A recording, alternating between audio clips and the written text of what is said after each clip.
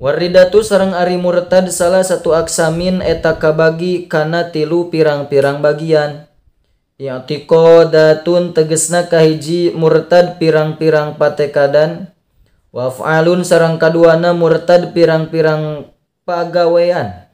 Wa aqwalun sareng katiluna murtad pirang-pirang ucapan. Wa kullu qismin sareng ari saban-saban bagian yatasya'abu eta narima cabang-cabang.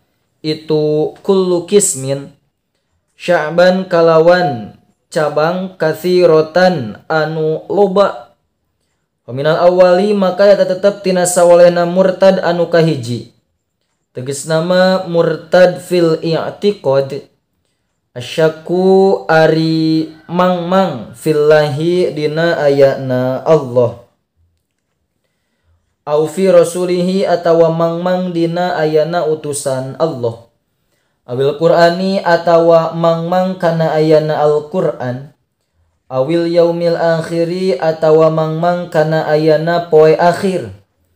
Awil jannati atawa mangmang kana ayana surga. Awin nari atawa mangmang kana ayana neraka. Awil thawabi atawa mangmang kana ayana ganjaran. Awil iqobi atawa mangmang kana ayana siksaan. Au nahwi dzalika atawa mangmang kana bangsana itu nuges dicaritakeun. Mimma barina tetep tina perkara. Huwa anu ari itu emma mujma'un eta anu parantos diijmakeun sadaya ulama naon alaihi itu emma.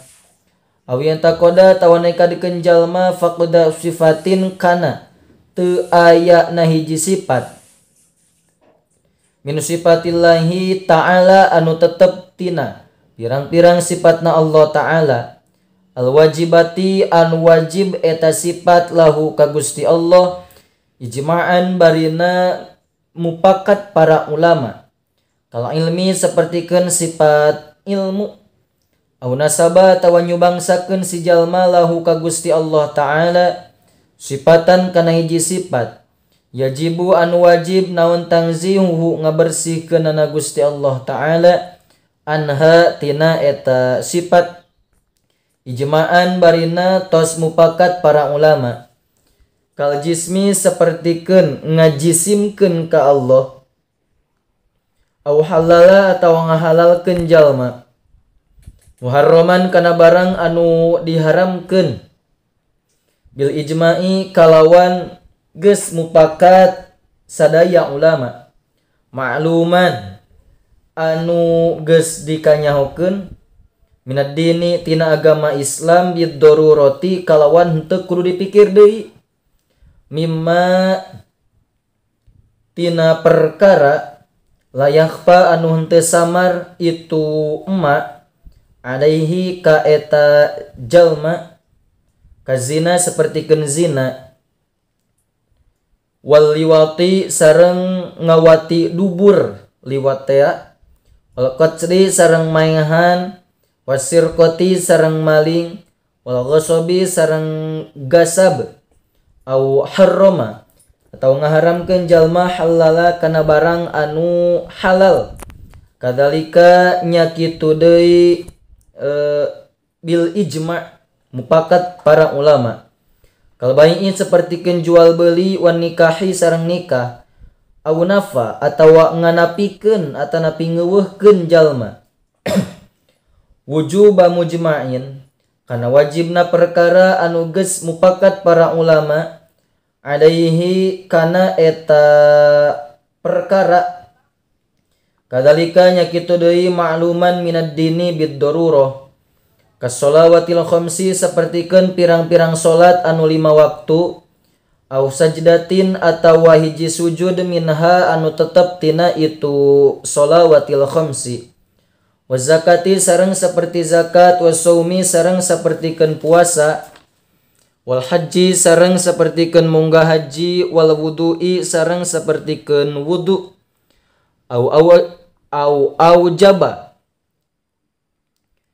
atawa ngawajibkeun eta jalma makana perkara lam yajib anu teu wajib itu emma ijma'an kalawan geus ijma' atanapi mupakat para ulama.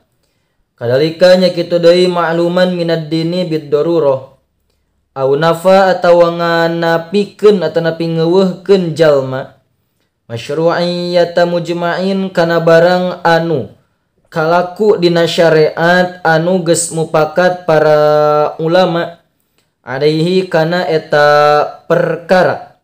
Kadalika nya kitu deui ma'luman minad dini bid darurah karawatibi sapertikeun salat sunat anu nurut kana salat fardu salat sunat rawatib tea au azama atau ngazam jalma alal kufri kana migawe kupur fil mustaqbali di zaman pika hareupeun au ala fi'li sayyin atawa neja atanapi ngazam kana migawe hiji perkara fil hali dina zaman harita mimma tina perkara dzukira anu parantos ditutur itu emma au taraddada atawa mangmang jalma pihi dina itu kufur la waswasuhu teu jadi kupur waswasna eta jalma